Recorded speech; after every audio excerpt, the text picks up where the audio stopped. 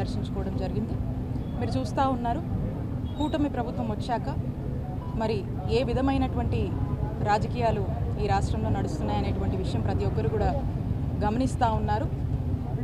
మరి 100 రోజుల్లో ఏ మాత్రము కూడా సరైనటువంటి పరిపాలన ఈ రాష్ట్ర ప్రజలకు ఇవ్వకుండా మరి కేవలం ప్రజలు దాన్ని చర్చించుకుంటారనేటువంటి అంశాన్ని డైవర్ట్ చేసేటువంటి ఒక అంశంగా అపవిత్రం అని చెప్పి ఈరోజు రకరకాల మాటలతో ప్రజల్లో లేనిపోనివి రకరకాల అభద్రతా భావాన్ని క్రియేట్ చేసేటువంటి ప్రయత్నిస్తున్నటువంటి కూటమి ప్రభుత్వాన్ని ప్రజలందరూ కూడా చూస్తున్నారు.